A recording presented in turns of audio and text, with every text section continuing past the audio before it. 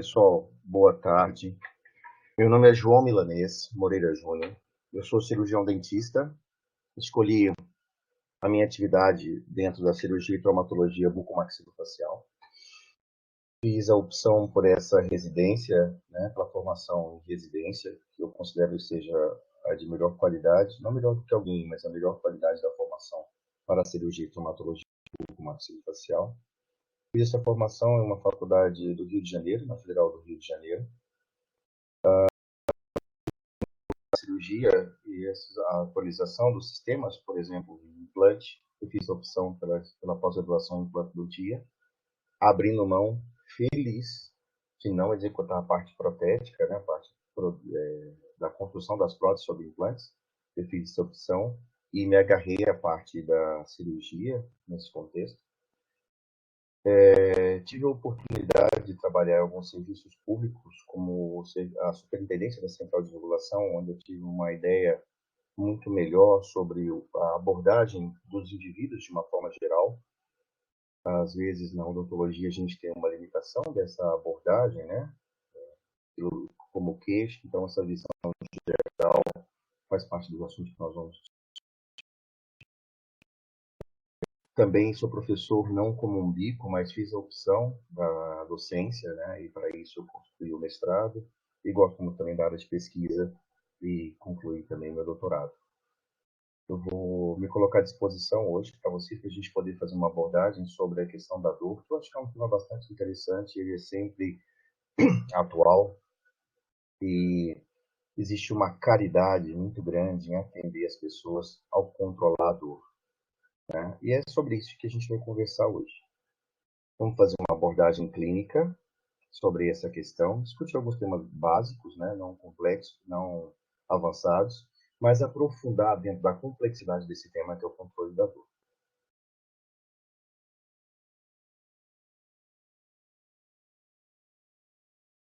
Bom, abordar o paciente em relação ao quadro doloroso, eu acho que é um dos adventos mais interessantes.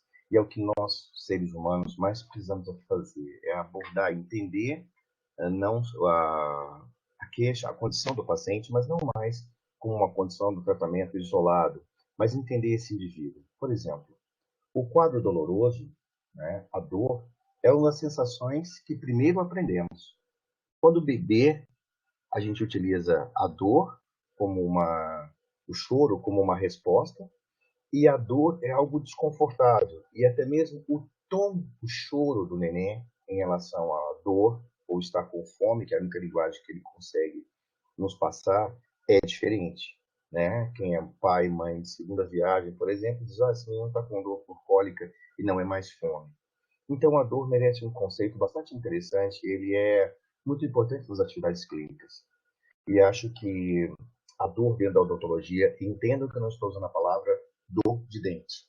A dor dentro da odontologia é um dos fatores mais interessantes, porque eu posso ter um paciente com uma dor dentro do sistema estomatognático e eu posso ter um paciente que vem para o tratamento conosco, mas já porta, dores crônicas de uma outra forma. E a gente vai ampliar nosso conceito sobre dor e tentar encontrar uma alternativa para que esse paciente seja atendido de uma forma mais holística, mais completa. Bom, o que é a dor? Ele é um fenômeno desconfortável. Você não tem, dentro do gradiente dor, a ação confortável. Ela precisa ser resolvida. E quando eu vou falar sobre um tema, eu preciso definir cada item desse tema. Eu preciso, por exemplo, entender sobre o que é o seu conceito, o que está ligado a esse fenômeno, para que eu possa desenvolver, então, um entendimento melhor do paciente e, então, abordá-lo de uma forma diferente, e para que eu possa prescrever, tratar, usar de ações terapêuticas para conduzir ou aliviar esse processo. Quando eu uso a expressão controlar a dor, ela é uma expressão que deveria ser diferente, a gente deveria aniquilar a dor, mas boa parte das vezes isso não é possível. Então eu preciso estabelecer uma relação de controle para que o paciente consiga ter condições de conviver ou aguardar tratamentos ou resultados outros, mesmo portando a dor. Daí essa discussão sobre o controle. Um dos conceitos mais interessantes dentro da odontologia, a meu ver, é que a gente elabora mal as definições. Não é incomum nós termos, por exemplo, a ideia de que você está fazendo um consultório, eu vou ter uma emergência. O que é? É uma dor. Uma emergência endodôntica. O que o cara tem? Uma dor de dente. Bom, quando eu aprendo sobre os conceitos, eu construo terapêuticas melhores. Vamos lá. A dor, ela é, na verdade, uma urgência. E ela nunca será uma emergência. Para isso, eu preciso definir o que é urgência. Ela tem que ser resolvida em o menor tempo possível. É urgente. Eu preciso construir algo, seja ele por uma ação direta, farmacológica ou uma atividade qualquer, para que eu resolva o fenômeno da dor. Mas eu não tenho uma emergência, que seria algo diferente. Na emergência, eu tenho um risco iminente de morte. Na urgência, eu tenho uma demanda tempo. Então, quase sempre o que nós temos que resolver em relação à dor é uma urgência. Isso muda em relação à prescrição? Muda sim. Eu posso, por exemplo, utilizar vias de administração de fármacos diferentes e atender este paciente em uma abordagem física em um outro momento. Se eu estivesse diante de uma emergência, eu teria que chamar o SAMU. Se eu estivesse diante de uma emergência, esse paciente teria que ser conduzido para uma unidade de atendimento muito mais complexo.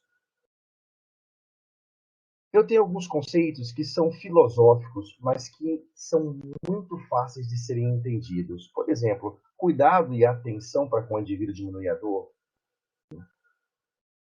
Com certeza, sim.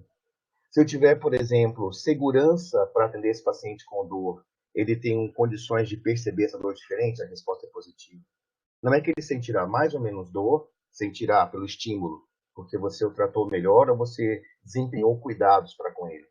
Mas com certeza a angústia pela dor não sendo resolvida, ela vai gerar outros fatores, como por exemplo, um fator vascular. Pode aumentar o pico hipertensivo, pode fazer um pico hipertensivo, pode ficar angustiado, ansioso, e isso vai alterar sim a percepção do fenômeno dor. Alguns pontos são muito interessantes em relação à dor. Eu tenho fatores escalonares. Todos nós conseguimos entender isso. Por como eu não consigo visualizar a dor, eu tenho um fator escalonar. Por exemplo, eu digo ao paciente, 0 é a ausência de dor, 10 é a dor mais forte que sentiu com este fenômeno. Quanto está a dor agora, seu José? Ele vai dizer para você, 3. Você consegue imaginar o quanto é 3? Porque se ele disser a você que está 9, que essa dor está em 10, esse valor escalonar é possível ser conhecido. Mas eu tenho alguns fatores que são interessantes, que é o fator potencializador. Por exemplo, um paciente angustiado sente mais dor. Um paciente que tem o fator, a percepção dolorosa potencializada, ele sente mais dor proporcionalmente para o mesmo evento. Por exemplo, uma extração dentária, uma abertura dentária. O paciente, por exemplo, em um nível de estresse razoável, ele tem percepção de dor maior?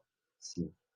Então, eu vou lidar com a dor numa escala, uma percepção escalonar, e eu vou entender, compreender que naquele momento, naquele estágio da vida, naquelas condições que aquele indivíduo está, provavelmente a percepção dolorosa dele é muito maior.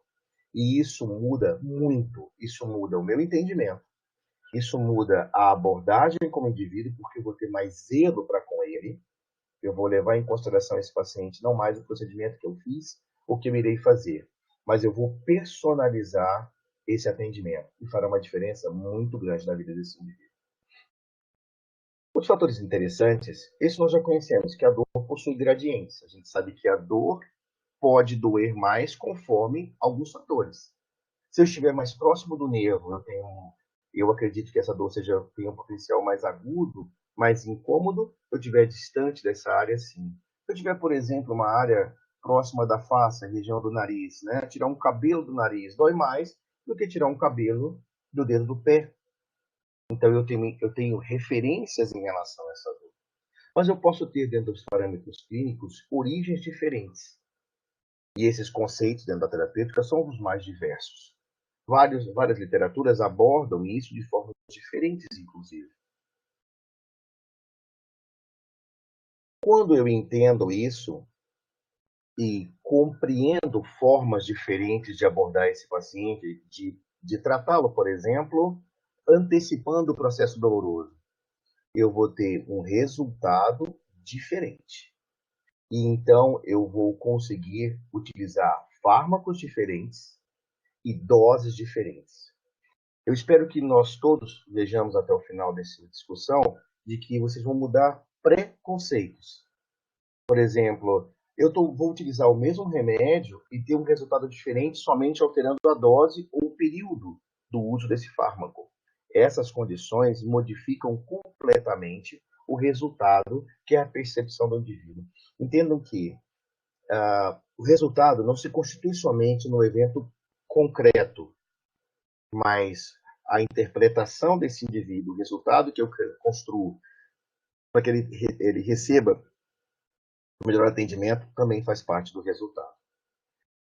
Observa-se que condições sistêmicas também fazem a diferença, né? Por exemplo, um paciente que tem propensão à dor, será que ele sente mais?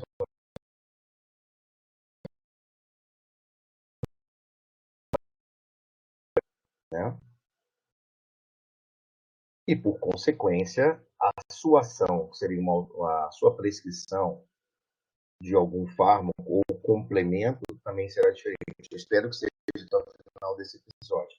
Se Deus quiser, uma mania feia de prescrever antibiótico, anti-inflamatório, analgésico para todo mundo, seja qual seja a circunstância, ter frases assim que, meu Deus do céu,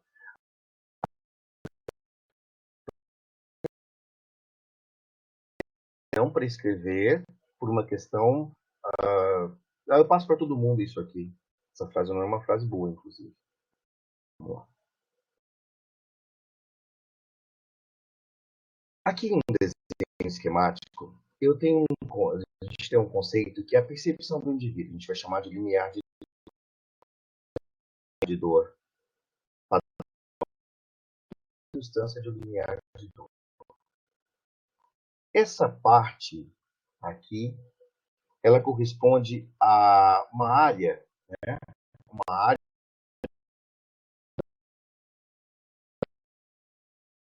onde a dor é percebida por esse indivíduo. Então vejam bem, eu tenho estímulos dos mais diversos. Por exemplo, usar roupas sobre a pele. Quem sente dor? Ninguém. Mas se você tiver tomado sol, né, e essa pele estiver inflamada, machucada, ferida, ao colocar a roupa que vai passar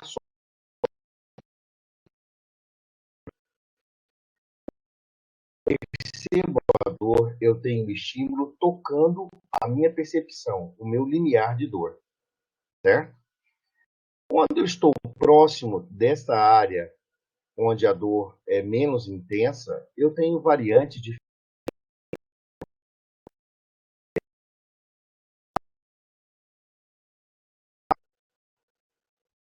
essa sensação dolorosa, ela cresce e exemplo, eu devo tomar um remédio quando eu sinto o primeiro sinal de dor ou eu tenho que esperar a dor intensificar para tomar medicação?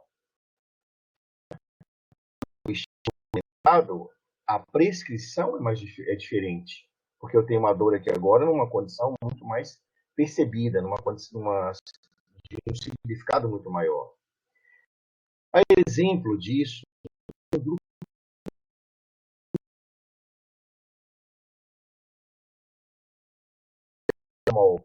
e aí eu me pergunto o que o analgésico faz especificamente. Do ponto de vista químico e bioquímico, né, ele altera o limiar da dor. Vejam bem, o estímulo continua sendo o mesmo. Tração dentária, pele machucada através do sol. Porém, quando eu tomo um analgésico, essa linha aqui é uma linha imaginária, mas ela muda a percepção. Então, o estímulo continua sendo o mesmo, porém, a minha intensidade, né, a minha percepção é muito menor. Observem que mesmo o estímulo sendo significativo,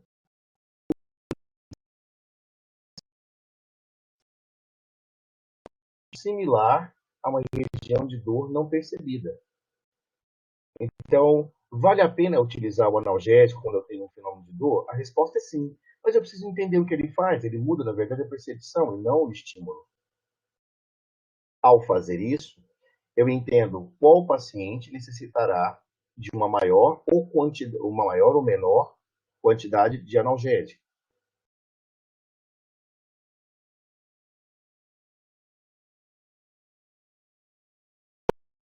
Ser prescrita conforme a sua origem.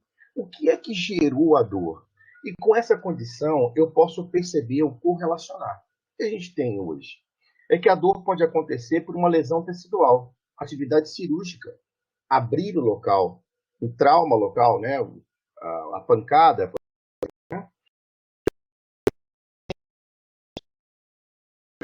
romper o periósteo, não romper o periósteo, e aí eu vou ter variantes dessa condição de dor.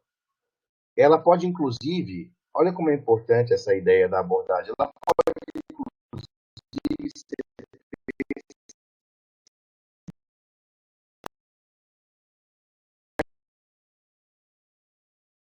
aqui nessas fotos, eu vejo o paciente e vejo que essas dores têm escala. Então, eu tenho, por exemplo, um paciente que chega e consegue informar sobre a dor e com uma expressão menor. Eu tenho um paciente que diz, olha, tem me incomodado demais. Tem alguém que diz, olha, está insuportável. Mas eu não tenho noção mais do quanto dói. Eu sinto dor em praticamente o corpo inteiro. Essa percepção, ela é diferente.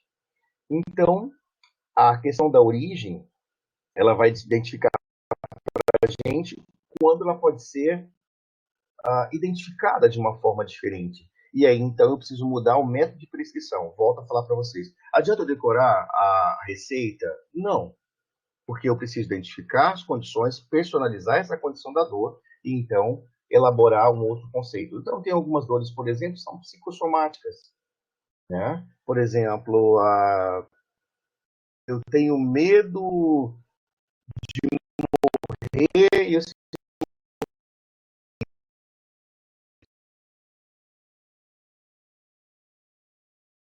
eu tenho dor, por exemplo, que tem origem vascular, ou a dor de cabeça, por exemplo, com origem vascular. Ela é medicada do mesmo jeito? Adianta tomar um analgésico, só o anti-inflamatório? Ou eu preciso fazer uso do ergotaminérgico? Né?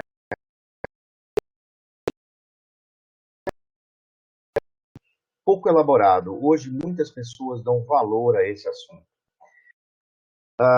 Tudo aquilo que você faz repetidamente cria uma rotina. Então, pacientes com dores crônicas, por exemplo, lá uma artrite, uma artrose, um paciente que tem, por exemplo,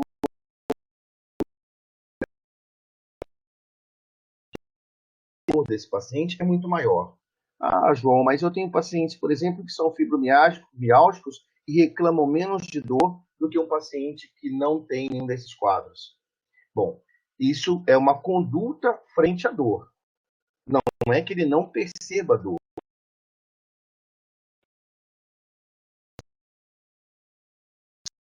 De uma forma diferente. Eu vou adotar para esse paciente regimes analgésicos diferentes, então eu vou antecipar e vou, escutem, qualificar o meu atendimento em relação ao meu paciente. Observe que isso não muda a sua condição técnica. Você vai abrir o elemento dental da mesma forma, vai instrumentar o dente da mesma forma, vai fazer a extração da mesma forma, mas a lida com esse paciente dentro daquilo que ele percebe como desconfortável, que é a dor, vai mudar. Né? Por exemplo, a dor inflamatória, a inflamação, ela aumenta ou diminui a dor? Ela potencializa. E ela pode gerar o fator de dor. Mas quanto isso é significativo? A inflamação aumenta a dor enquanto?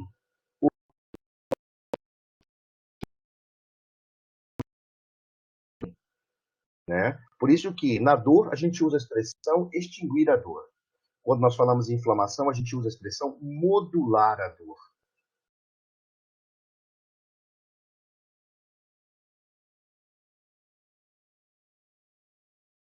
Discutindo alguns fatores que podem potencializar a dor, a gente tem alguns fatores como eventos antigos dolorosos. O paciente chega no consultório com uma impressão dolorosa diferente.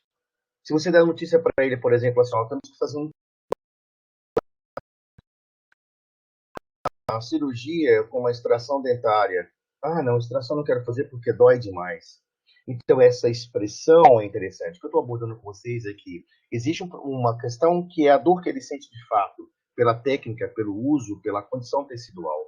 Existe um outro fator fundamental, importantíssimo, que é o que ele percebe pela condição dolorosa, né? O descuido profissional com a percepção do paciente traz mais dor? Sim. Às vezes você vai atender um paciente que já sofreu uma ação de descuido de outro profissional. É aquela famosa frase assim do ponto de vista da odontologia, segura firme que é assim mesmo. Ah, mas isso aqui está doendo bastante. Ah, é desse jeito. Aquelas frases que você antigamente, eu utilizo a prótese, mas tenho muita dor. Não, vai usando que uma hora vai se resolver. Será que essa condição auxiliou esse paciente ou era um entendimento ou era um reflexo da nossa incompetência em relação à percepção desse paciente em relação à dor? E eu tenho alguns pontos que fazem a condição real. Por exemplo, a ciclooxigenase 2, né, no quadro inflamatório, ele pode potencializar a dor em até 80%. Vejam bem, ele pode potencializar a dor em até 80%. Isso é um levante muito significativo, né? Imagine que a dor escalonar seja X e eu vou elevar até 80 vezes aquela potência. Eu vou potencializar a dor substancialmente. Então, eu tenho diversas formas de poder defender essa ideia. Por exemplo, eu machuquei, tive um trauma agora, cortei o dedo, a manicure fez doeu um tanto. E amanhã? Amanhã você não consegue tocar no local, amanhã você não consegue soprar às vezes a área. O que foi que aumentou a dor tão significativamente? E aí a gente tem alguns conceitos que são o próprio quadro inflamatório. Esse conhecimento, né, filosófico do processo e precisa se unir obrigatoriamente a um conhecimento técnico operatório do processo. É isso que vai trazer um resultado para esse paciente de melhor qualidade. Eu tenho um processo ótimo, ok, isso é bom, a gente vai falar sobre isso. Mas eu tenho um momento em que há dor.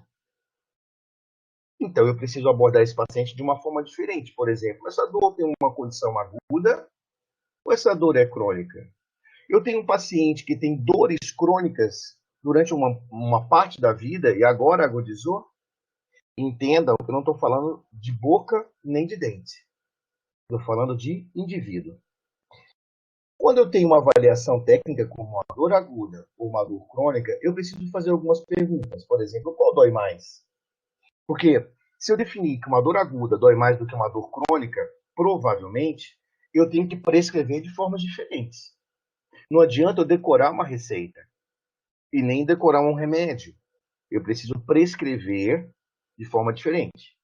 Então eu tenho que definir qual a medicação é adequada.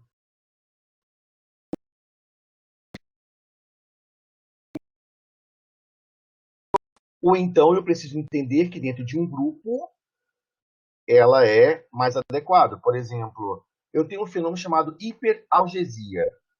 Eu defino por uma quantidade da substância dipirona, eu passo 20 gotas, 40 gotas, 60 gotas, ou eu defino que um paciente que tem hiperalgesia precisa tomar um outro grupo de medicação, como os corticoides? A resposta é sim.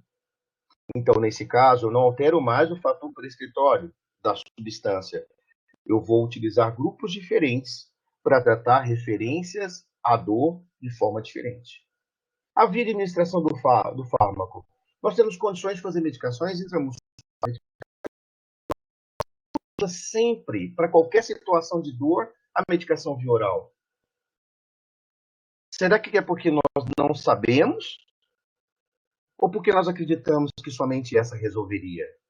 Esse ponto é um ponto importante, porque a utilização da via endovenosa, da via intramuscular, pode fazer toda a diferença. Exemplo, um paciente passou dor durante o período da noite, e aí um colega te indicou para poder resolver. Endodontista, um exemplo.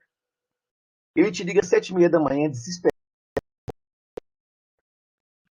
Você só tem horário na agenda às 3 da tarde, às 2 da tarde. Você não consegue adiantar essa condição. O paciente liga de 7h30 da manhã, desesperado de dor. Bom, ele está buscando atendimento, sem dúvida nenhuma. Mas se você perguntar para ele, senhor, o que o senhor quer agora? Fale para mim por telefone. Ele diz, doutor, resolva a dor, que eu vou até seu consultório. Então eu preciso, se eu diminuir a dor desse paciente até um ponto em que ela se torne suportável, eu posso atender normalmente esse paciente às 4 da tarde, que é quando eu vou atendê-lo de uma forma adequada. Material esterilizado para ele, utilizando aquilo que ele precisa do ponto de vista de atendimento. O que eu tenho que mudar, então, no meu entendimento, João? Boa parte das vezes é a via de administração. Eu vou dizer, seu José, vem aqui no meu consultório agora, 8 horas da manhã, eu vou te passar uma receita, você vai à farmácia e faz uma medicação intramuscular. 5 minutos depois, o senhor me liga e diz que nível de dor que o senhor está. E aí, então, eu marco o senhor às 16 horas. Isso, 8 horas da manhã. Se você resolver a dor, ele vai ao seu consultório feliz da vida e te qualificando às 16 horas sem nenhum problema. E você, então, vai poder prestar um atendimento de maior qualidade. O que eu troquei em relação a isso? A via de administração. Eu posso passar, por exemplo, o diclofenaco, que é um anti-inflamatório, ao invés de fazê-lo por via oral, eu vou fazer por via intramuscular. E vou ter um resultado muito satisfatório. Quando eu tenho, por exemplo, objetos diferentes do ponto de vista operacional, eu tenho que definir o que é um pico. O pico é a maior intensidade da dor. Por exemplo, em um pós-operatório, quando é o pico da dor? Se eu compreender isso, eu posso antecipar a prescrição. Eu posso fazer essa medicação assim que eu terminei o evento. Extração dentária, endodontia, periodontia, o que for. Eu vou prescrever esse paciente antes desse processo e sei que quando o pico de dor acontecer, né? Como é que acontece esse pico de dor, para poder deixar isso mais claro? Eu tenho substâncias que sensibilizam os nossos receptores, os receptores específicos da dor. Então, se eu é um erro prescrever, tomar um remédio, você tem a dor, aí você espera a dor melhorar, se não melhorar, eu tomo um remédio. Quando você vai tomar um remédio, aquela quantidade que você vai tomar não surte efeito. Então, quando é o melhor tempo de tomar medicação? Assim que a dor surgiu. Aonde eu vou ficar viciado em medicação para dor? Analgésicos básicos, como dipirona, paracetamol, por exemplo, eles não geram dependência e não geram tolerância. Então, esse conceito ele é folclórico. É uma inverdade se dizer eu fiquei viciado em dipirona porque eu tomei muito remédio para dor. Difícil. Nós somos uma dependência psicológica, mas não pelo fármaco. Outro fator é assim, não, antes eu tomava 20 gotas de dipirona e agora eu tenho que tomar 40 para resolver. Também não é fato, porque essa medicação não gera tolerância. O que tem é um potencial de dor diferente, por isso que 20 gotas não estão resolvendo, e a origem pode ser diferente. Então, você vai tomar 1 litro de dipirona e ela não irá resolver, porque a origem é diferente, certo? Então, o pico da dor, por exemplo, pós-operatória é de 6 a 8 horas. Se eu fizer um regime analgésico antecipando essa dor, eu sei que é de 6, eu vou, quando eu estiver no pico de dor, ele não irá percebê-la. E aí eu vou definir se essa prescrição deve ser repetida para um indivíduo ou não ser repetida para outro indivíduo. Por exemplo, eu posso fazer uma dose maior de anti-inflamatório somente uma vez. Eu não preciso prescrever por 5 dias. João, mas isso não faz diferença? Faz muita diferença. Pense num paciente com incômodo gástrico, pense num paciente nefropata. Isso faz toda a diferença. Né? A medicação não foi feita para ser tomada, foi feita para um objetivo. Então, se eu conseguir resolver uma queixa, com uma dor, que é o nosso assunto, com uma dose maior durante um período só, eu trago um resultado final de muito melhor qualidade.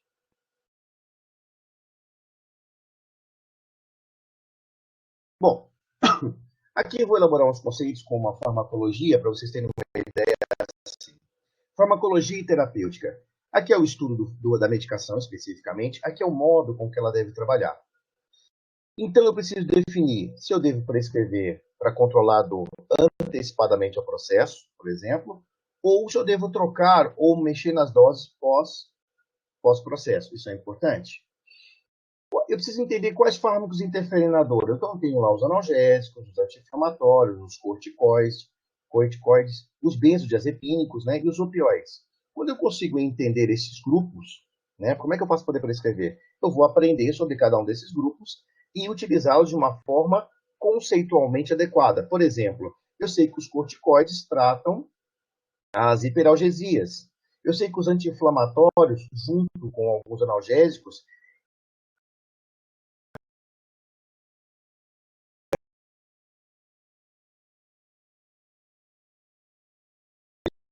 a sedação nesse paciente, a percepção dolorosa desse paciente será melhor.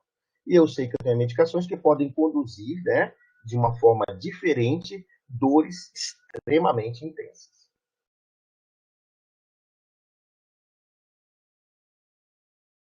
Tudo está preso na consulta inicial.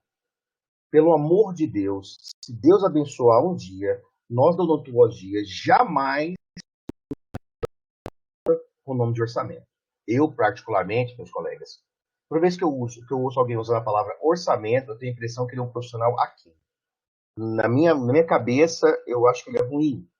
Orçamento é para casa de tinta, é para comprar panela, certo? Jamais, jamais, para que eu possa conhecer o outro indivíduo. Jamais.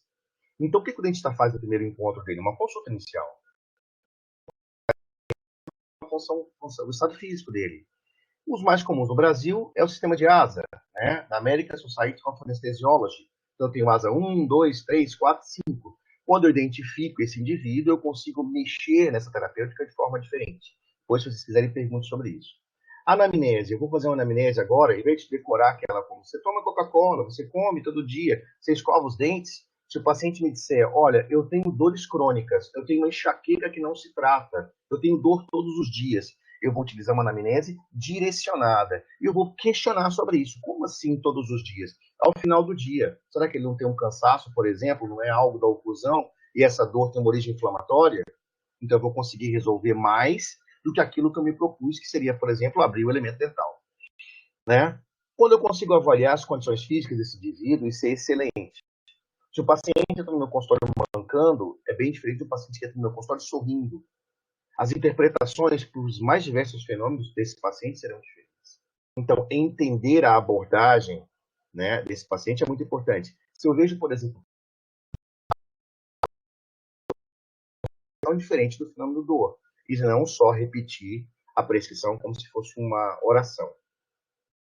E eu preciso, sim, entender quais são os fatores circunstanciais que envolvem o paciente naquele momento, para que caso eu precise, por exemplo, ele tem uma dor significativa, é um infarto ou é uma angina?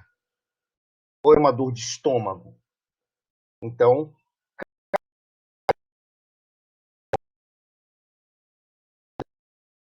diferentes em uma terapêutica, mesmo que não seja o fenômeno dor.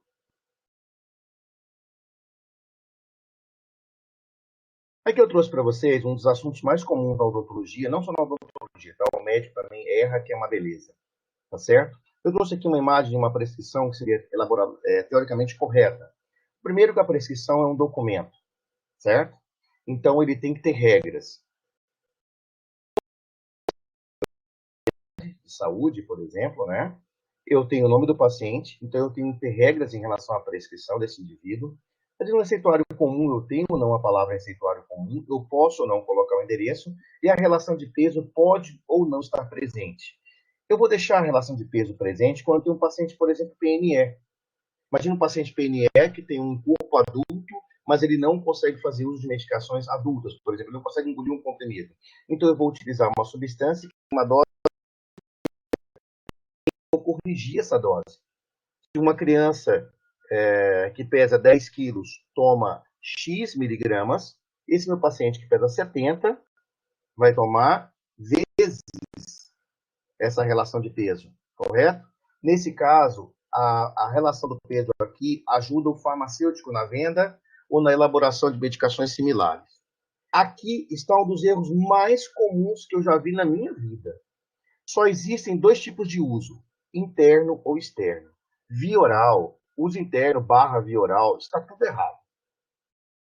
uso interno é a medicação que passa pelo sistema orogastroentérico, você vai engolir essa medicação. E o uso externo são aquelas medicações que não passam por esse processo. Então, a injeção, por exemplo, embora seja intramuscular, é uso externo. E aqui não é lugar para via oral. No serviço público, né, e deveria ser um conceito, o particular é orientação. Para o serviço público, seria uma regra. Eu coloco o nome genérico da substância, sou obrigado a colocar a sua miligramagem, e aqui eu tenho a sua relação, quantidade de comprimidos, caixa a ser utilizado. Em uma prescrição, eu sou obrigado a utilizar a via, eu coloco aqui a via oral e não quanto ele tem que consumir, é um comprimido, e aqui eu estabeleço a posologia de 6 em 6 horas, certo? E eu preciso dar um fim. Por quanto tempo ele toma? 3 dias, 5 dias, 10 dias? Porque não importa se ele tem lá 30 comprimidos. Se você não colocar, ele vai tomar tudo, certo? Então,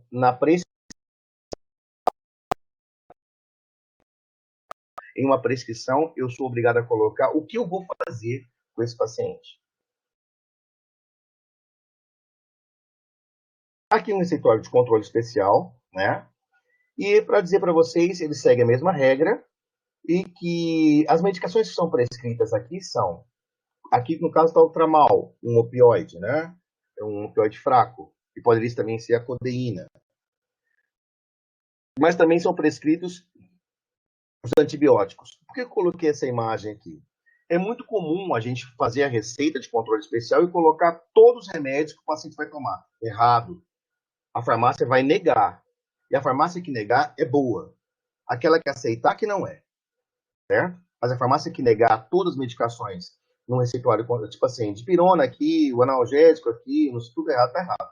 Outra coisa, eu vou passar, por exemplo, o Tilex e vou passar um antibiótico com uma amoxicilina. São duas receitas de controle especial. Cada uma delas vão sofrer a ação de controle especial. Então, eu não ponho as duas substâncias na mesma receita. A forma farmacêutica, ela nos ajuda em relação a qualificar o atendimento. Para isso, eu vou entender alguns deles, tá? De uma forma bastante breve, senão fica muito longo.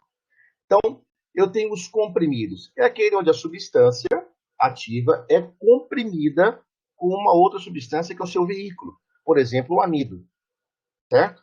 Tem algumas particularidades que eu vou antecipar em relação a isso. Por exemplo, eu tenho comprimidos de diversos tipos. Eu tenho tamanhos diferentes e eu tenho comprimidos com ações diferentes que eu preciso colocar na minha orientação da prescrição. Por exemplo, por que um comprimido sublingual existe? Um comprimido sublingual é aquele que eu tenho por tomada engolir, né? Eu vou engolir esse comprimido. Faz diferença? Eu preciso entender. Por exemplo, o sublingual coloca numa região onde o plexo vascular é mais próximo da mucosa. Então, provavelmente, a sua ação pode ser em um tempo menor, porque ela será similar, por exemplo, a uma ação intramuscular. Isso faz diferença na diminuição da dor? É claro que faz. Mas então, João, é melhor, em vez de mandar o paciente engolir o comprimido, eu colocar esse comprimido debaixo da língua, né? Alguns comprimidos são produzidos com esse propósito. Eu tenho comprimidos, por exemplo, que são mastigáveis, como o paciente intoxicou, ele vai usar lá o carvão de engolir o comprimido. Se eu mastigar esse comprimido, eu vou aumentar a área de contato dessa substância dentro da cavidade oral, no esôfago, no estômago. Então, esses comprimidos, por exemplo, são mastigáveis. Então, a importância de conhecer a forma farmacêutica para que eu possa elaborar isso é melhor. Exemplo, o comprimido que eu vou partir ao meio. Eu só posso partir o comprimido ao meio se ele vier com aquele risquinho no meio. Se ele não vier, eu não posso partir o comprimido ao meio. É sinal que ele foi produzido e as substâncias dentro daquela área do comprimido não foram distribuídas igualmente. Vejam bem como isso é importante para que você faça uma abordagem diferente com o paciente. Se você manda ele partir ao meio comprimido, ele vai tomar um de manhã e o outro à tarde, um pode ter o fármaco lá na dose correta e o outro lado não ter. Então ele vai ter resultados, né, diferentes. As drágeas são aqueles comprimidos que são envoltos por cera, por substância cheirosa, né, uma substância com um gosto melhor, e as drágeas não podem ser partidas. São aqueles comprimidos que têm a cor, né, que tem cheiro ou gosto melhor, ele não deve ser partido. Isso interfere na informação que você passa para o paciente e também interfere no resultado. Observe o que eu disse. Se o comprimido você mandar partir o comprimido e a parte da substância estiver diferente, ele vai tomar numa dose o adequado e na outra não. O que são as cápsulas? São receptáculos. E boa parte das vezes eles foram feitos dessa forma para poder fazer com que o remédio tenha o seu melhor efeito. Então o cara tem uma cápsula, abre o remédio, mistura na água e toma. Está errado.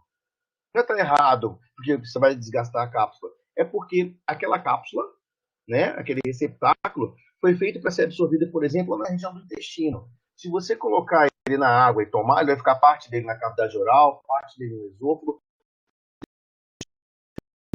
Chegar no intestino pode não ser a dose necessária para que ele tenha o controle da dor ou, se for um antibiótico, por exemplo, o resultado adequado. Então é muito importante entender como o fármaco é produzido, porque isso interfere na sua relação do resultado. Tá certo? Então as cápsulas devem ser feitas dessa forma. Então eu tenho lá os comprimidos, os grades e a cápsula. E eu tenho condições, às vezes, que podem ajudar o indivíduo, por exemplo, mas ele não consegue engolir o comprimido. A gente tem recursos, por exemplo, alguns são granulados, são aqueles que são misturados, por exemplo, em uma outra, um líquido, como a água ou um suco. E aí eu posso trazer para o paciente uma outra condição. Por exemplo, ele não consegue engolir o comprimido, mas eu tenho a substância como granulado, é boa. Qual a vantagem? A ingestão é mais agradável. A gente tem, por exemplo, agora a dipirona efervescente, saborizada. Que todo mundo conhece como é tomada a dipirona pelas gotas, aquela solução em gotas. E eu tenho agora substâncias diferentes. Então eu posso modificar isso e fazer com que o paciente tenha uma maior aderência ao meu tratamento. Porque se o gosto é ruim e ele vomita, ele sente dor, não porque aquilo que você fez, o procedimento, ou a sua indicação está equivocada, é porque ele não faz uso do remédio de forma adequada. Então, alcançar esse resultado também interfere no controle da dor. Né? Eu tenho vantagens ao usar os comprimidos, né? Fotografem, depois a aula vai ficar disponível, para vocês terem uma ideia de como eu posso utilizar essa medicação e ter um resultado adequado. Porque, às vezes, eu não estou conseguindo ter o resultado terapêutico porque eu não conheço aquilo que eu prescrevi. Então, o meu resultado é inadequado. Por exemplo, eu estou fazendo uma subdose. Um adulto tomar 500 miligramas de pirona é uma subdose. A farmacopéia brasileira entende que o brasileiro pesa em torno de 70 quilos. A relação farmacológica da dipirona é entre 15 e 30 miligramas por quilograma de peso. Se eu multiplicar 15 por 70, eu tenho 1.050 miligramas. Então, teoricamente, todo adulto toma a partir de 1 grama. Toda vez que eu passei 500 miligramas para uma pessoa adulta, teoricamente eu fiz uma subdose. Por isso a dor não melhorou. Esse resultado é bastante lógico. O paciente, por exemplo, não consegue tomar o remédio porque é muito amargo. Eu lanço mão de outros conhecimentos, por exemplo, como a DRAD, tá vendo? Ela vai mascarar o odor e o sabor. E isso faz com que o paciente, então, tenha aderência ao seu tratamento.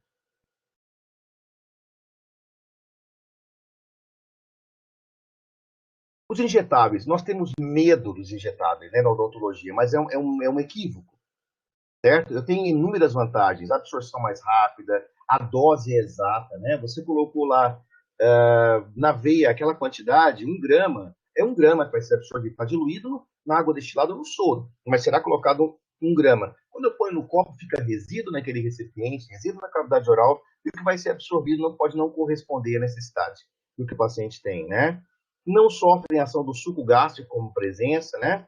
E normalmente não agridem. Isso é uma relação direta, porque, por exemplo, tomar medicação como diclofenaco injetável agride o estômago mais do que tomar por via oral. Mas é porque ele vai inibir as prostaglandinas e a prostaglandina controla o suco gástrico. Então, se eu inibir prostaglandina, maior quantidade de suco gástrico, maior dor de estômago. Por isso que o uso do anti-inflamatório tem uma interferência direta na questão gástrica, né? Porém, para poder utilizar a medicação injetável, além da técnica, tem que saber que eu preciso de asepsia, tem a dor na aplicação, a dificuldade na aplicação, e boa parte das vezes o custo é aplicado, como utilizar, por exemplo, a equipe de soro, a droga que vai ser diluída, né, a substância. Então, é importante que eu entenda a necessidade, perca o medo de utilizar uma substância como essa. Alguns de vocês trabalham no postinho de saúde, por exemplo. Por que justifica você, o paciente chegar lá urrando de dor e você passar uma dipirona em gotas? Eu não consigo entender isso com clareza. Seu José, ó, tá com muita dor demais, mas não tô aguentando de dor. Vai ali, a enfermeira vai funcionar a veia do senhor, vai fazer a medicação e depois o senhor volta aqui, eu vou abrir seu dente e instrumentar e fazer aquilo que é necessário. Você vai resolver o problema de uma forma muito melhor para esse indivíduo. Aqui uma abordagem sobre a relação dos fármacos. Eu já vou dizer a vocês porque eu coloquei isso aqui.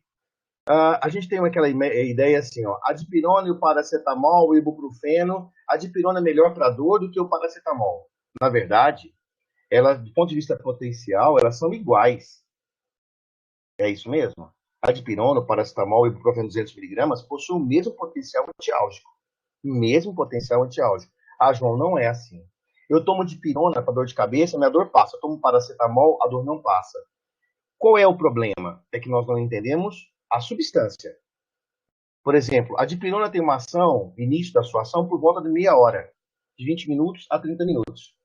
E o paracetamol, por volta de uma hora e meia. Então não é que o potencial dele é menor, é que eles têm o seu efeito em tempos diferentes. Então, se eu antecipar e tomar um paracetamol antes do quadro de dor, eu vou ter o mesmo potencial da dipirona, porque o paracetamol, por exemplo, é melhor do que a dipirona sódica para o meu paciente em relação ao estômago. Eu estou cuidando dele, entendeu? Ótimo, então tome paracetamol. Mas comece tal hora. Eu estou orientando e condicionando isso. Quando é que a dor dói substancialmente? Principalmente pós-evento odontológico. Em torno de 24 a 48 horas eu tenho o maior pico da dor. Ela começa no pós-operatório de 6 a 8 horas, seja ele qual for, e depois ele segue uma parábola e vai diminuindo por um período. Quando é que ele diminui substancialmente? Entre 24 e 48 horas. Então, quando eu vou prescrever um analgésico, qual é o prazo que eu estipulo para o paciente para a colocação do analgésico? Em torno de 48 horas. Qual a vantagem disso, João? Porque aí o paciente não vai tomar esse remédio por um tempo muito longo. Ele vai tomar por um tempo onde isso é efetivo. Então, eu prescrevo por 48 horas de um procedimento básico, simples, digo para ele, seu José, depois de 48 horas, o senhor vai tomar pontualmente. Ele vai dizer assim, só dói, doutor, no final do dia. Sim, nesse horário o senhor toma. Se é por volta das 6 horas da tarde, uma descarga do dia, né? Física e tal. Então, o senhor vai tomar então às 5 da tarde. Porque ele vai ficar sem dor, enquanto aquele tecido vai se organizar, se reconstruir e resolver.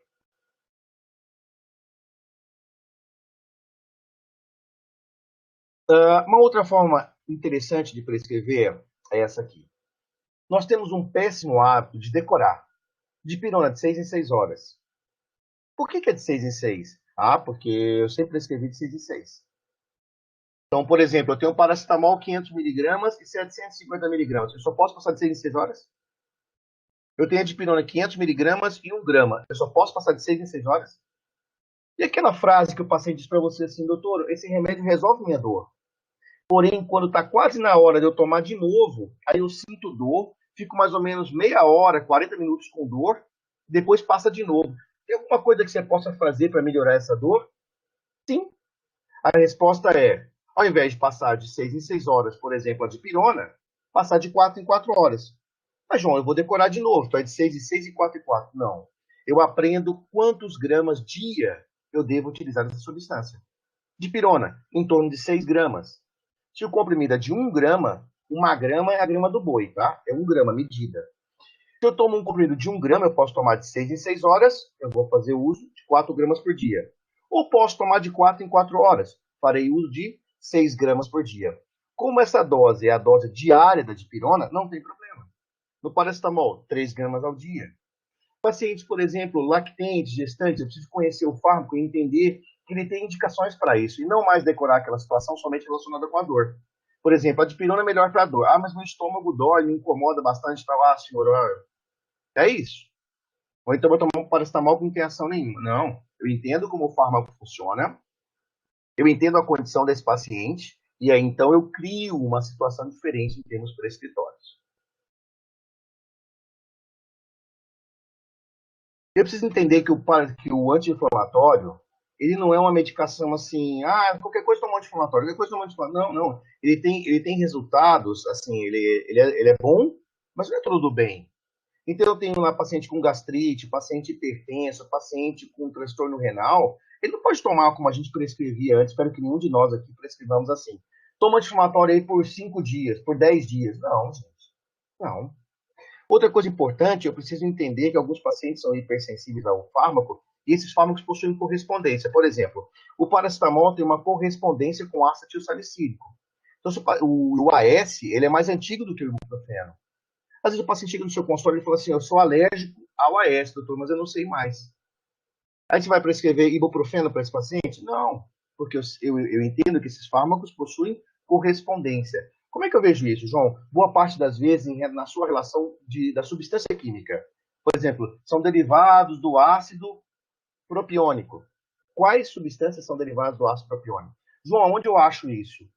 Nos dicionários terapêuticos. Não é no DEF, tá? Dicionário de especialidades farmacêuticas, não. É no dicionário terapêutico. A bula da medicação tem. E hoje, com a internet, tudo isso é muito fácil. Então, quando eu busco a origem da substância, eu consigo relacionar todas aquelas substâncias que o paciente pode fazer uso ou que ele não pode fazer uso. E aqui o lembrete nesse slide é: não tome um anti-inflamatório como se ele fosse um suco. Não, ele é uma substância que tem uma relação importantíssima. Uma relação gástrica importante. Ele faz pique hipertensivo, né? Ele destrói a relação renal se eu utilizar isso sem nenhum parâmetro. Então, esses fatores são fatores importantes.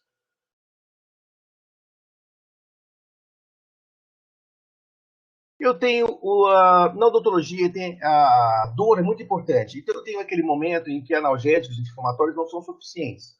Então os opioides fracos são muito utilizados nesses casos. Os mais comuns são a codeína e o tramadol. O que eu preciso entender? Da mesma forma que eu falei para vocês. Então, por exemplo, o quanto do tramal pode ser usado por dia? Em média, cerca de 400 miligramas, 300 miligramas dia. Então, se eu tenho o comprimido de 100 miligramas, eu posso fazer no máximo de 8 em 8 horas, 3 vezes ao dia. Quando eu compreendo, em resumo, meus amigos, quando eu compreendo a dose dia, eu não preciso mais decorar a sua relação de horários, porque eu sei quanto ele pode fazer. João, então eu poderia fazer uma dose maior naquele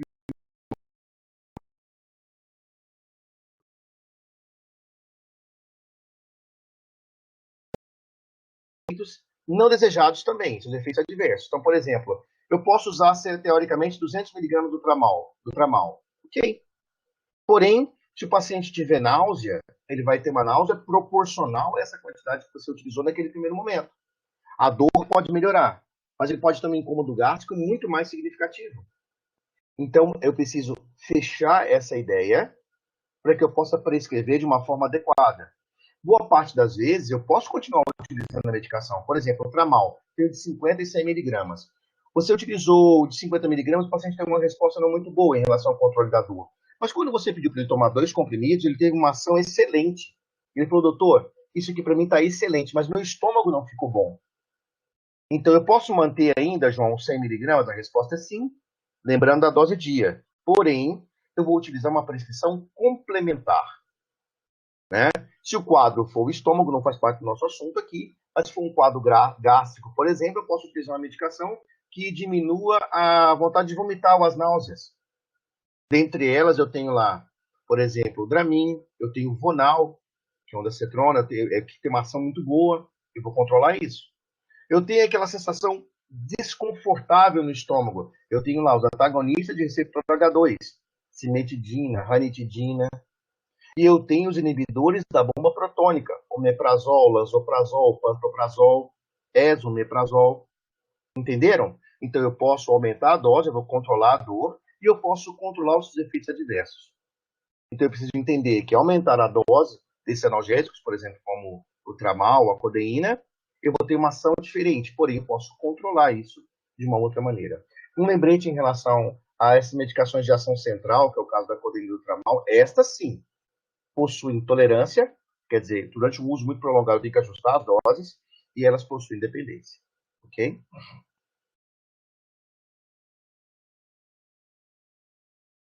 Aqui um lembrete de uma relação genética que você deve fotografar, né? O nome da substância e as suas relações de miligramagem. Aqui como um lembrete, tá vendo? Então, eu posso utilizar, por exemplo, de 4 em 4 ou 6 em 6. Como é que eu faço para saber isso então, João? Eu sei quanto é a dose dia. A dipirona, cerca de 6 gramas. O paracetamol, se eu utilizar de 500 miligramas, eu posso até fazer de 4 em 4 horas, porque a dose dia é em torno de 3 gramas, de acordo com o Eduardo Dias de Andrade e com o Penildon Silva. Se eu utilizar 750 miligramas, eu devo fazer obrigatoriamente de 6 em 6. Por quê? Porque a soma deles será maior do que a dose dia recomendada, né? Se eu utilizar 200 miligramas do ibuprofeno, eu vou ter somente uma ação analgésica. Eu só vou ter a ação anti-inflamatória, né? Uma inibição significativa dos mediadores químicos da inflamação, a partir de 400 miligramas, né? E eu tenho 400 ou 600 miligramas. Lembre-se que na propaganda desses fármacos, não vou falar que os nomes porque vai para o YouTube, né? Então, assim, tem lá uma propaganda que diz assim, ó, o efeito é mais rápido, mas ele está usando a mesma quantidade, 400 miligramas da substância, e o comprimido que você prescreve. Por que o efeito desse é mais rápido? Porque muda o seu receptáculo. Então, ele tem, por exemplo, uma cápsula, alguns têm lá uma estrutura, uma cápsula mais amolecida, e a hora que você faz a ingestão, ela só vai se abrir lá no local de absorção adequado, para o intestino, por exemplo. Então, ele não separa na cavidade oral, ele vai lá no intestino, quando ele se rompe ali, toda aquela quantidade do fármaco vai ser distribuída e absorvida naquela região ideal. É isso que faz a diferença em relação ao uso. Alguns são sublingual, a gente colocou lá, a porção vascular mais próxima vai ter uma condição de trabalho melhor e assim por diante. Eu tenho algumas substâncias, como por exemplo o Tilex e a codeína, junto com o paracetamol. Por que misturam os dois? Porque os opioides têm uma sua ação muito demorada. Então, eles se misturam aos analgésicos básicos, existem outras substâncias, é claro, que promovem esse período de dor menor. Eu tomo essa medicação, ele começa a fazer um efeito, e aí quando essa substância mais elaborada, né, para dores intensas, tem a sua absorção adequada e começa o seu efeito, o conforto é muito maior, né?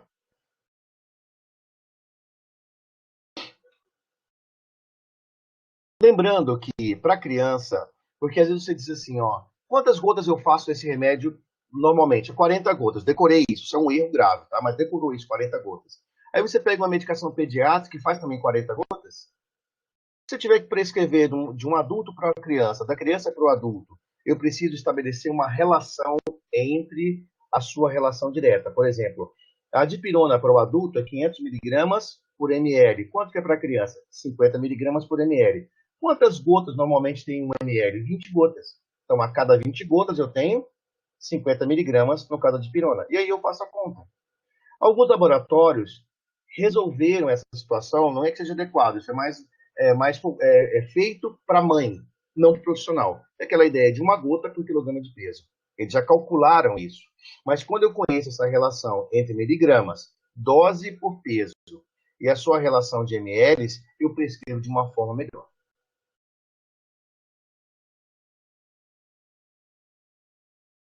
Aqui é o que eu falei para vocês. Eu posso adotar sistemas analgésicos que são bastante resolutivos. Nós temos aqui a analgesia preemptiva. É aquela que trata a hiperalgesia. É um paciente que tem uma percepção de dor muito mais significativa, certo? Então, eu utilizo lá, por exemplo, eu tenho um paciente que tem fibromialgia. Esse paciente, ele percebe mais a dor, ele sente mais dor do que o paciente que não possui, porque ele tem dor crônica em relação a isso. Essa percepção dele é maior. Então, eu posso adotar um sistema chamado analgesia preemptiva. Qual é o fármaco, qual é o grupo que atende a essa relação preemptiva? São os corticoides. Eu tenho analgesia preventiva. Na cirurgia, eu particularmente utilizo muito isso aqui, eu acho que é maravilhoso. Fez a intervenção cirúrgica, finalizou, fez a sutura, o paciente toma medicação naquele momento, ainda anestesiado. Por quê? Porque eu sei que o pico de dor pós-operatória é cerca de 6 a 8 horas. Então, quando a anestesia tiver diminuído o seu efeito e o pico álgico estiver alto, eu estou com uma medicação segura. Isso traz um conforto pós-operatório para o paciente gigantesco. Seria a minha recomendação para cirurgia, com certeza, e para procedimentos endodônticos, por exemplo, o que gera um fator de dor muito significativo. Qual é a medicação? Qual é o grupo que atende a analgesia preventiva? AINES, os AINES. E eu tenho analgesia perioperatória. É aquele procedimento longo, área muito aberta, paciente, por exemplo, poliqueixoso. Então, eu começo com a analgesia preemptiva e faço a analgesia preventiva e sigo por isso por cerca de 24 a 48 horas. Esse sistema analgésico é chamado analgesia perioperatória. Aqui é só para exemplificar que os anti-inflamatórios não precisam ser prescritos como uma regra. Se eu faço um procedimento, por exemplo, como extração dentária de um elemento dental quase todo inserido, com uma lesão periodontal gigantesca, será que eu preciso obrigatoriamente do AINE? Não, de repente estou resolvido com analgésico básico. Então, eu não preciso prescrever. João, mas eu posso prescrever depois? Sim. A relação inflamatória, ela se dá depois de 36 horas, mais ou menos. Então, o paciente passou o primeiro dia bem, segundo dia, ele que se queixou no final do período, dizendo, olha, a dor ficou um pouco mais intensa. E neste caso, para estes pacientes, eu passo AINE. Ah, mas eu trabalho no postinho de saúde, eu já gosto de prescrever para todo mundo. Responsabilidade de cada um.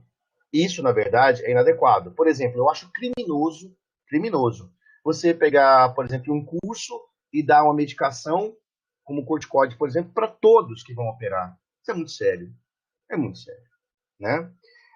Aqui embaixo, lembrando que, de acordo com a farmacopeia brasileira, por enquanto, o anti-inflamatório oferecido para a criança é o ibuprofeno, certo? Com esse negócio de Covid, isso mudou um pouco. Mas a criança, hoje, teoricamente, o AINE que ele toma é só o ibuprofeno. E os outros não foram suspensos. Essa é a recomendação. Aqui é o que eu já falei para vocês, né? Por que eu vou tratar com anti-inflamatório? O pico de dor é de cerca de 6 a 8 horas, e aquele aumento volumétrico, né? O aumento volumétrico, o quadro inflamatório estabelecido, acontece após 36 horas. Então, por exemplo, se eu tomar. Quanto tempo eu prescrevo um anti-inflamatório? Cerca de 48, 72 horas. Eu tenho que prescrever para todo mundo? Não. Qual que é o efeito que você não quer? Eu quero tirar o efeito da dor. Eu prescrevo só o regime analgésico preventivo. Eu só vou fazer um repique, só vou fazer uma nova dose do anti-inflamatório se o paciente tiver quistorose. Se ele não tiver, ele vai tomar só naquele período. É mais confortável? Muito mais confortável. Pense no desconforto gástrico, por exemplo. Né? Eu preciso entender que ao tomar anti-inflamatório, eu tenho que ter cuidado, por exemplo, com pacientes idosos, né? Eu tenho que entender que eu posso promover mais hemorragia, eu posso ter sangramento após o processo. Eu tenho AINES que promovem picos hipertensivos, então eu tenho que ter cuidado com o paciente que é hipertenso. Se eu fizer o AINE, por exemplo, no regime analgésico preventivo, ele vai tomar uma vez só. Se eu fizer para ele por 5 dias, eu posso interferir em outras condições, como sangramento, eu posso interferir nos picos hipertensivos. Então, não é só passar o remédio como uma questão preventiva. Eu posso entender que, ao prescrever o paciente, não entendendo como controlar essa dor, eu posso trazer para esse paciente outros transtornos. Transtornos gástricos, transtornos renais, né? Eu tenho que evitar, por exemplo, pacientes cardiopatas, hepatopatas, nefropatas, o idoso, né?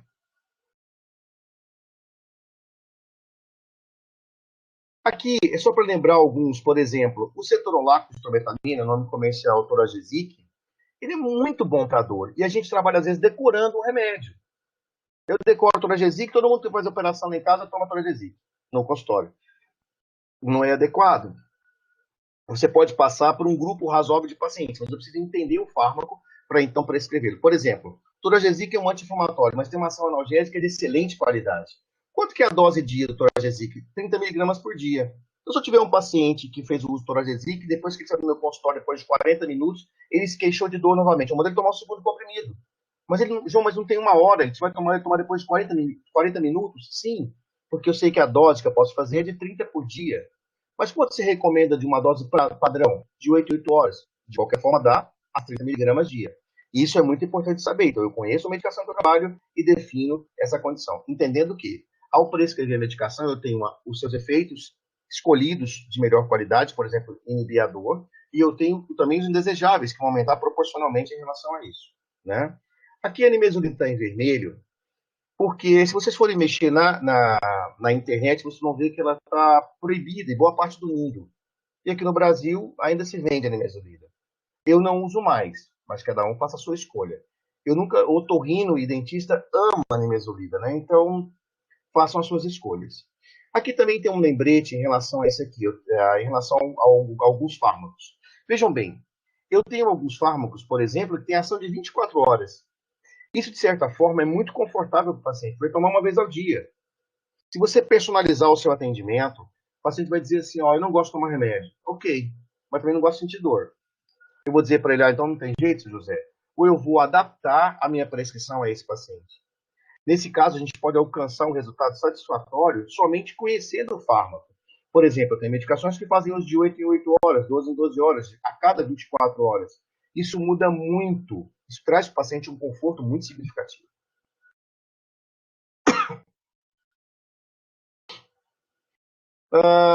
Os corticoides, a gente tem aquele receio em relação ao uso ou não sabe exatamente quando utilizar. Aqui eu coloquei para vocês um slide mostrando que os corticoides, eles são utilizados, mas não devem ser trocados assim plenamente. Então eu vou usar corticoide para todo mundo. Não, não, não.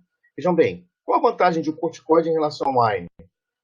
Os efeitos adversos clinicamente são menores. Eles não interferem na hemostasia. Lembra que o AINE interfere na questão da hemorragia? O corticoide normalmente não, né? Mas ele reduz a síntese de leucotrienos e, portanto, uma menor condição de hipersensibilidade. Aqueles pacientes com uma condição de hipersensibilidade, boa parte dos fármacos, talvez o corticoide tenha uma relação mais adequada, quando o desejo é diminuir os fatores próprios da inflamação, né? Alguns AINES são novos. Você pode observar que eles são lançados no mercado, depois são retirados do mercado. Os corticoides normalmente se mantêm, porque eles são mais antigos.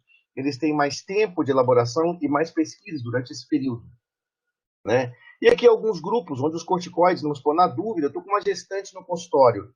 É melhor um corticoide ou um AINE? Eu preciso entender que boa parte das vezes, ó, tá vendo?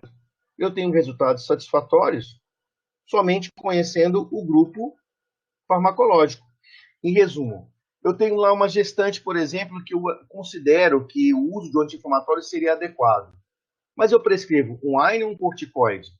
Para gestante, essa indicação para essa gestante é melhor um corticoide, porque o objetivo é atender ao princípio do pico, por exemplo, inflamatório, e por consequência gera um fator de dor mais aumentado. Aqui, para explicar uma condição importante. Normalmente a gente tem vários corticoides, tá vendo? Certo? Um lembrete importante, é entender que boa parte das vezes o paciente já faz uso de corticoide. Precisa saber isso. Por exemplo, de repente o paciente tem uma doença autoimune. Você pergunta o que você toma? Eu tomo prednisolona. Então eu preciso entender esse fármaco que ele faz uso para eu poder definir o que vai ser prescrito. E eu preciso entender por que eu utilizo normalmente na odontologia, por exemplo, na verdade, de maneira geral, a dexametasona. Aqui, ó, nesse quadro, ele mostra o tipo de ação. Por exemplo, a duração da ação da dexa e da betametasona são prolongadas, por isso são utilizados mais vezes. Eles têm de 25% a 30% a sua potência relativa maior do que todos os outros. João, por que não faz tudo dexa? Não, em alguns casos tem uma ação rápida, por exemplo, como a hidrocortisona. Tem mais no pronto-socorro, por exemplo. Né? Mas quando eu preciso de um efeito potencialmente maior, a dexa tem uma ação maior. A equivalência em relação à dose, né? Certo? E o tempo de durabilidade para que essa medicação se reduza até a sua metade. Esse fator como potencial e a sua ação prolongada compreendem o maior motivo da prescrição dessas duas substâncias. Normalmente a betametasona é muito utilizada para criança, tá? Assim. Bom, quando eu falo em dor, eu posso também prevenir o fator doloroso, certo? Com o advento do estresse, né, e essa mudança toda que nós estamos sofrendo, né, estou dizendo socialmente, o indivíduo está modificando, né, as relações dos indivíduos estão modificando. Então você tem pacientes, por exemplo, que ele simplesmente não consegue se controlar. Ele fala, olha, doutor, eu estou sofrendo antecipadamente. Quando o senhor vai fazer o bloqueio anestésico, já estou chorando de dor. Qual é a alternativa? Seria só analgésicos? Só anti-inflamatórios? Uma boa conversa. Bom, além de tudo isso, eu posso lançar mão, por exemplo, de uma sedação mínima, ou utilizar fármacos. Aqui eu coloquei os benzodiazepínicos, mas hoje em dia tem no mercado até os fitoterápicos, né? Como a valeriana officinalis, a passiflora, né? E posso lançar mão dos benzodiazepínicos. Aqui tem alguns exemplos. Hoje o mais comum no mercado é o midazolam, né? E aqui tem a sua relação, dose para adultos, 7,5 15 miligramas. Os idosos normalmente tomam 7 miligramas. E ele também é utilizado na criança, numa relação de quilograma por peso.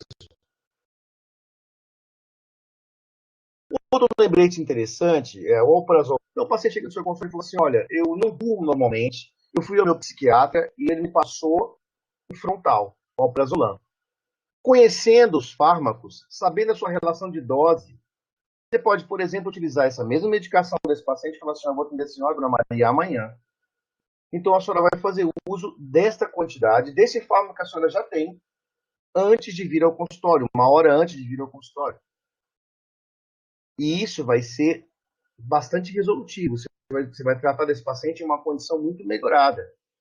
E vai trazer para esse paciente qualidade no seu atendimento.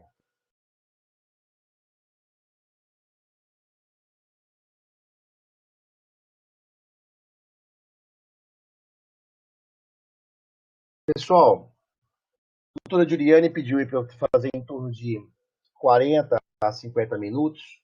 Eu consegui em 1 hora, só apresentando para vocês e fazendo de forma resumida.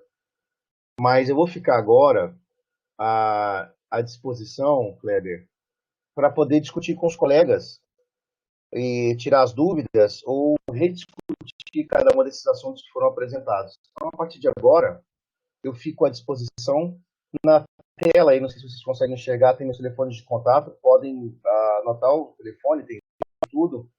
Depois dessa aula aqui, desse conteúdo ser discutido, se vocês quiserem me abordar pessoalmente também não tem problema, me anexar no WhatsApp, está tudo bem. E eu estou sempre à disposição a partir de hoje.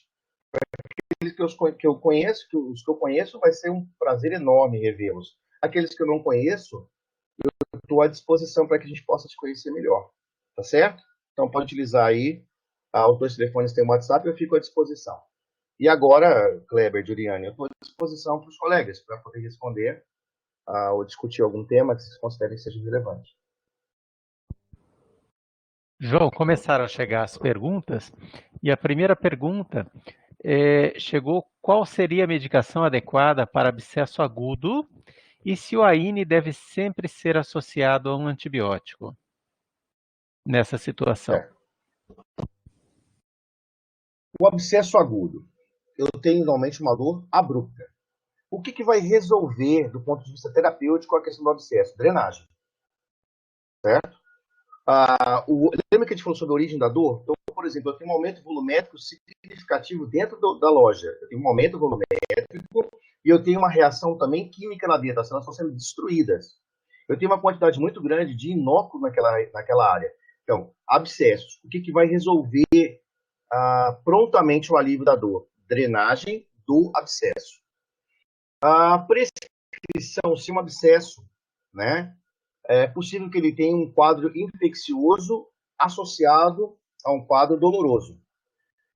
As medicações como analgésicos, como o tramal e a codeína, resolvem muito bem esses quadros dolorosos. O uso de anti-inflamatórios como os AINES também vão melhorar esse quadro substancialmente, porque o fator destrutivo celular, o fator reacional, é muito significativo nesse período.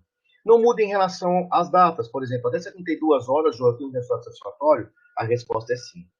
A relação do antibiótico com o AINE, o corticoide sim, porque ele diminui a condição imunológica, né? Os fatores de responsividade do organismo vai ser diminuído com a ação do corticoide, mas não obrigatoriamente com a questão do AINE. Eu considero assim, pessoal, quando depois a gente faça uma aula, um assunto sobre a questão das infecções, mas, por exemplo, nem todos os casos precisam de antibiótico, né? Não estou dizendo no caso do abscesso, mas é preciso que se tenha uma atenção muito grande em prescrever antibiótico para todo mundo. Por exemplo, falando da dor, um dos erros mais comuns da odontologia é o pessoal mandar ver na amoxicilina como se fosse o único antibiótico do mundo, né? E o cara tá com dor, tá tomando amoxicilina. Eu não consigo compreender essa relação. Mas, João, eu já prescrevi e melhorou o quadro de dor. Na verdade, você diminuiu o inóculo, você diminuiu o fator reacional, que pode ser resolvido com a drenagem do abscesso. Então, resumo. Drenar o abscesso, retirar aquela área volumétrica da pressão tecidual, você mexe na origem. Um Tilex, uma medicação potente para dor, né? Nos primeiros 72 horas é bastante adequado. E o anti-inflamatório, sim. O AINE junto com a dipirona, por exemplo, pode fazer um conforto muito significativo. Eu prescrevo normalmente um período em torno de 5 dias. Quando é hospitalar, o adequado, o uso da via endovenosa, que é muito resolutiva também. Chegou uma nova. O Vitor pergunta: professor, quais são os pontos negativos da nimesulida? Então, as medicações são lançadas no mercado e depois elas sofrem um processo de adaptação. A gente teve um período que teve uma medicação chamada Vioxx. Quando ela veio para ser utilizada, ela servia para tudo: dor de cabeça, dor nas costas, cólica menstrual, dor de dente. E ao fazer uso largamente em outros países do mundo, Estados Unidos, por exemplo, descobriu-se que ela tinha uma ação no sistema cardiovascular. E algumas pessoas estavam morrendo ou passando muito mal ao usar o Vioxx por um período muito longo. Ela então foi substituída do mercado. Aconteceu a mesma coisa em relação à nimesulida. Eu vou abrir um parênteses aí para que a gente faça uma outra ponderação, que é o seguinte: a briga dos laboratórios é muito grande. Então, você tem, por exemplo, a dipirona proibida nos Estados Unidos desde 1929, do Tratado de Boston, se não me engano, né? Qual que é a medicação que mais usa lá? AS. Quando você vê o filme americano, ele vai dizer assim: eu vou tomar uma, não sei como é que eles chamam lá, mas é o AS, uma aspirina. Eu vou utilizar o AS. A nimesulida, de acordo com alguns estudos, tem na internet. Você pode abrir na internet. Se não me engano, na Alemanha não é utilizada mais. O Brasil é um dos poucos países no mundo que fazem uso. Estava relacionando com os quadros renais, né? E ela era uma indicação no período anterior para as crianças. E aí eles resolveram também suspender o uso para as crianças. E aí fizeram uma relação entre o seu benefício e aquilo que causa o prejuízo causado. Chegaram ao conceito de que o prejuízo pelo uso é maior do que o benefício e que você tem medicações que têm o mesmo potencial de ação e não trazem o mesmo prejuízo. Por isso que ela e qualquer outra medicação que é trocada, ela é retirada do mercado ou aconselhada que não se faça o uso pelo uso da substância que traz menor benefício.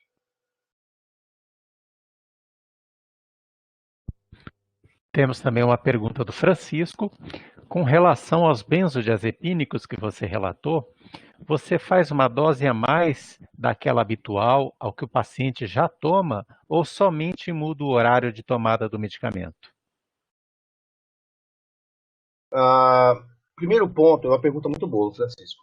Primeiramente, é saber qual o motivo que ele faz uso regular do fármaco. Eu estou imaginando que você está me perguntando aqueles que já fazem uso do fármaco, né? Por exemplo, ele toma um frontal lá na casa dele, né? Lorazepam. Então, primeiramente é saber, lembra que a gente falou na questão da consulta inicial, por que o senhor faz uso dessa medicação? Eu tomo para dormir. Quem receitou essa medicação para o senhor? O psiquiatra. Não, eu tomo por conta própria. Essa primeira relação é muito importante.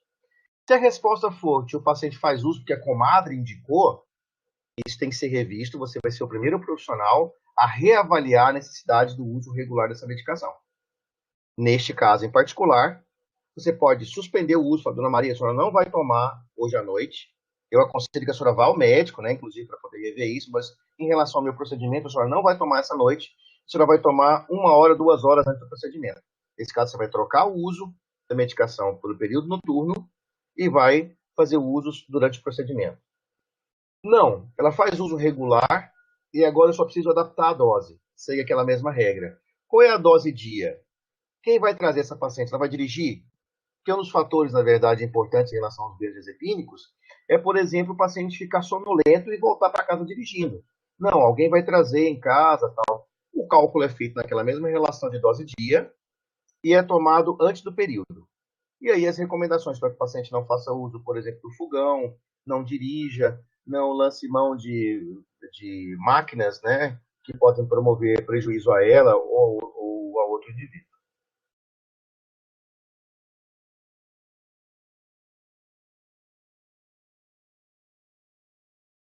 Respondi a pergunta? Gente, se eu não alcançar a resposta que vocês querem, pergunte novamente, por favor. Minha intenção é que a gente converse bastante e deixe tudo isso resolvido. E que vocês possam utilizar isso de uma forma que os atenda.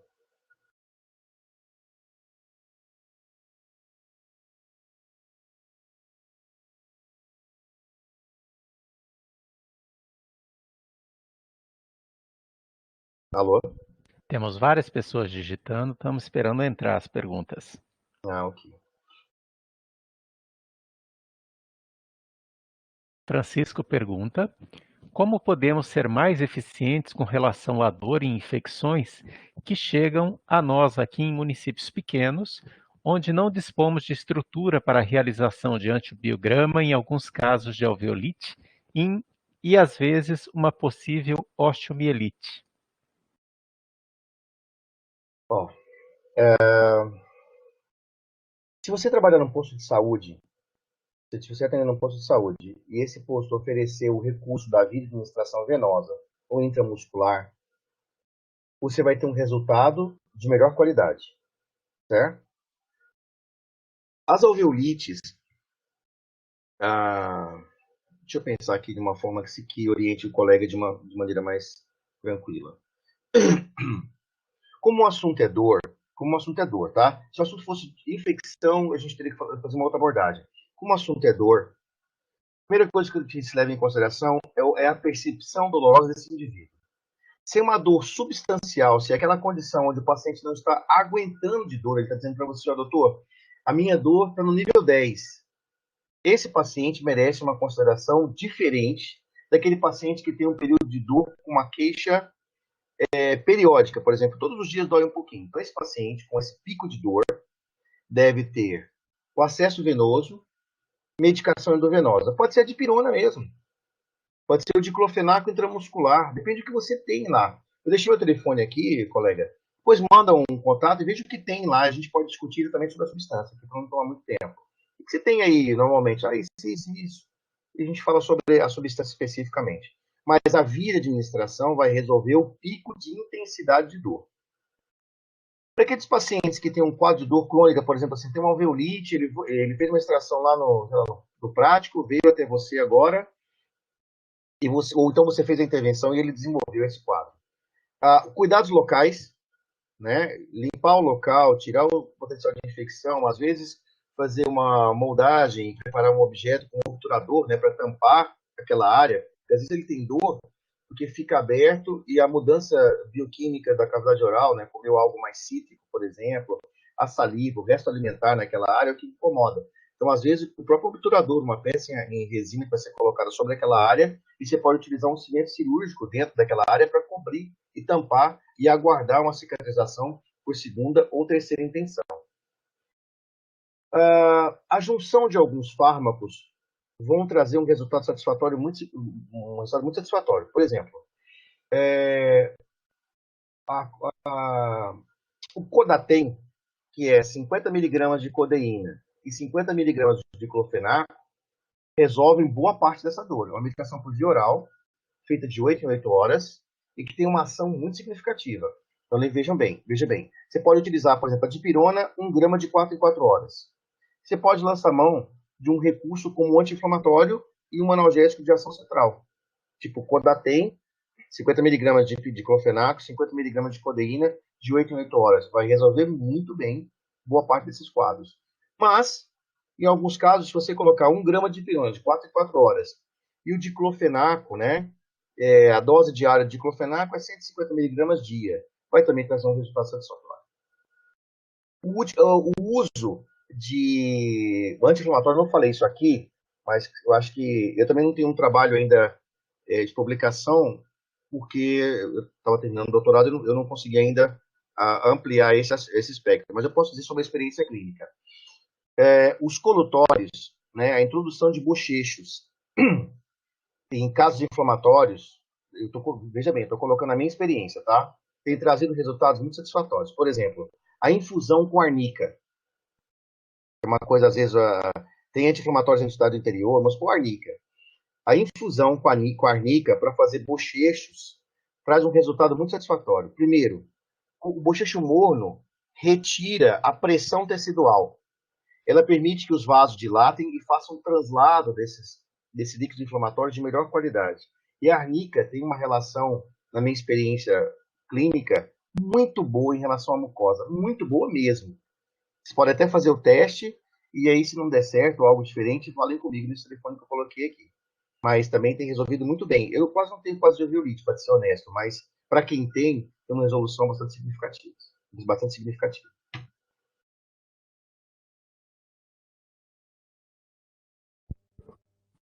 Estamos aguardando para ver se tem mais alguma pergunta.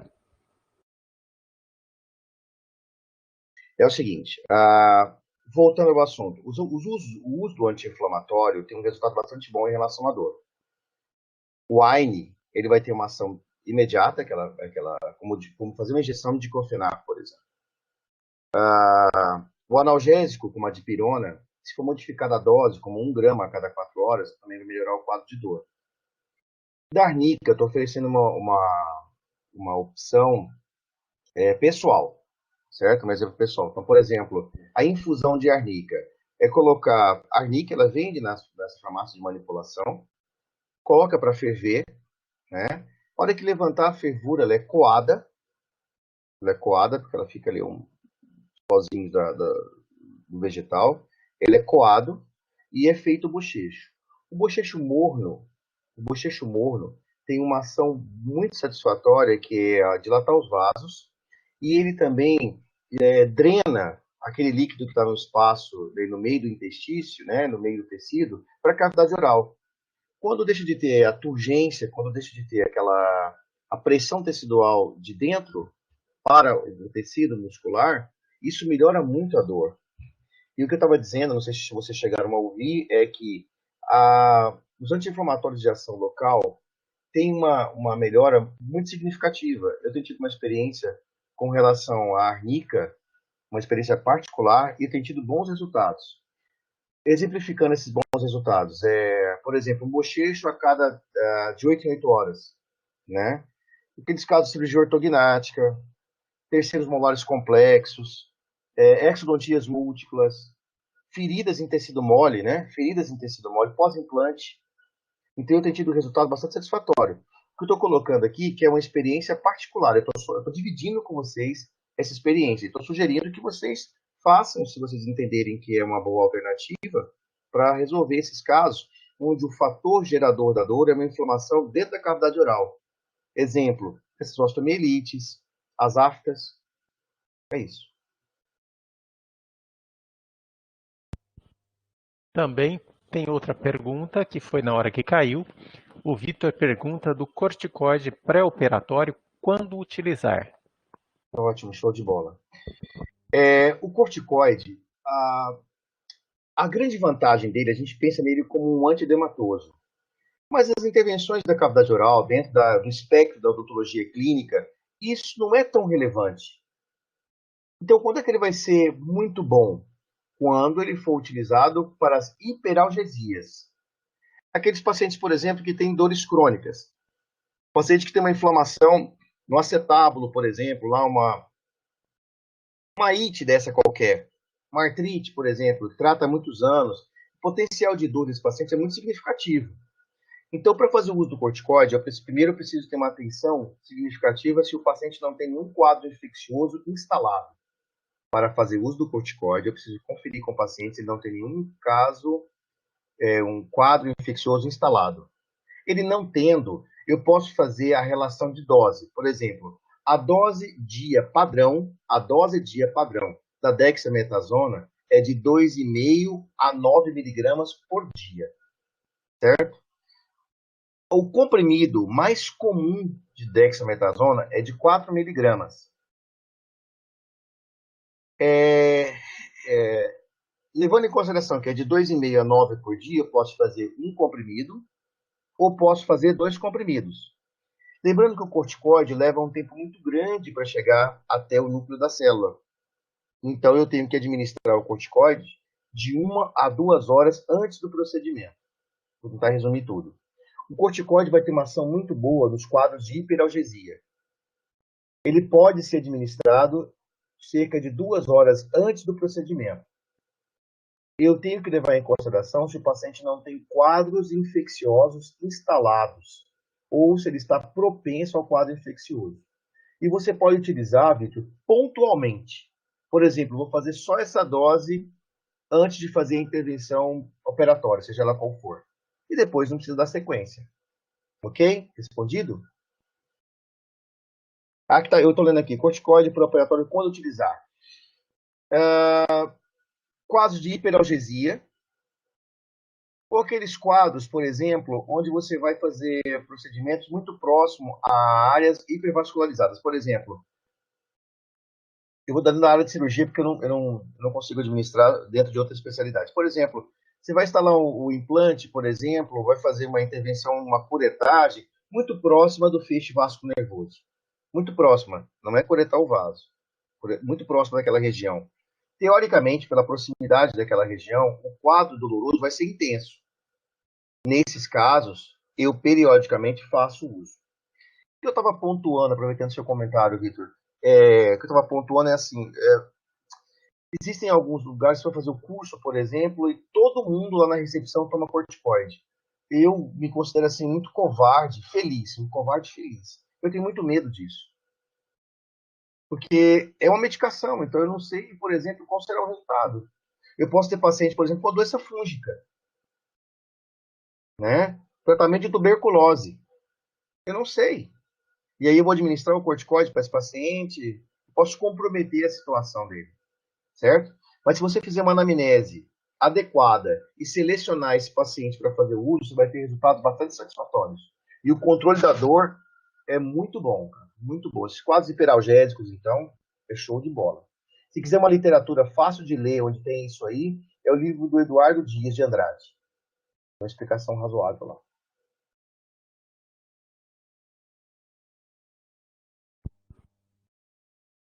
Mais alguma pergunta, A pessoal? resposta da Arnica ficou, a Kelly perguntou aqui, não entendi direito sobre a arnica. Poderia explicar novamente? Kelly, você entendeu agora dessa segunda vez? Senão eu falo novamente.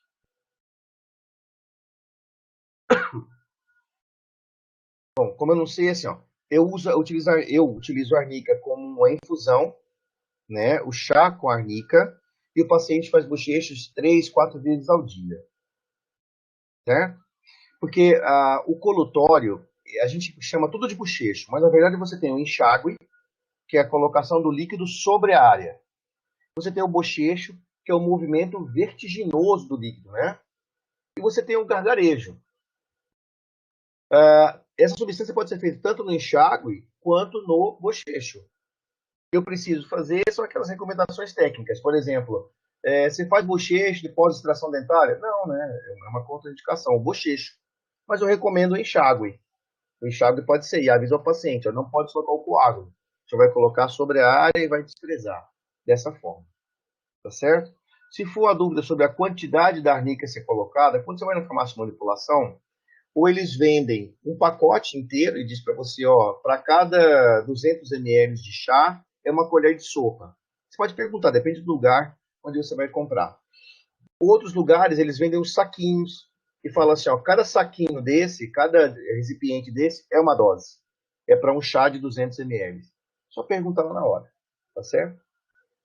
Pessoal, muito obrigado. É a minha primeira experiência no Telesaúde. O Kleber e a Juliane são amigos assim, queridíssimos. Então, estar com vocês através deles, para mim, além de serem profissionais maravilhosos, são pessoas muito responsáveis. E eu divido com eles, porque eu os conheço, essa ideia de transferir a experiência de cada um. Porque nós todos somos profissionais, eu não estou aqui ensinando nada a ninguém. Como fazer. É o que eu faço e vejo que serve para você. Então eu achei isso muito, muito legal. Kleber, vou vou reforçar esse comentário que você fez. Eu sei que a gente já falamos muito sobre isso, mas eu realmente sou contra a receita de bolo, porque eu acho que ela não ajuda, ela atrapalha. A gente atende um outro ser humano, né? Então, se você decorar tudo, é muito complicado. Eu prefiro fazer dessa forma, a gente discute. Meus telefones estão à disposição para que o colega possa me abordar, né? E está tudo liberado, está aí. Eu acho que isso atende melhor.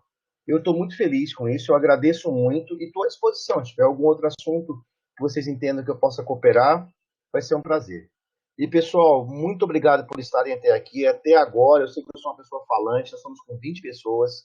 Muito, muito, muito obrigado, viu? Fique com Deus, tudo de bom. Se precisar de alguma coisa em particular, os telefones estão aí e sintam-se à vontade. Estamos todos em casa. Muito obrigado.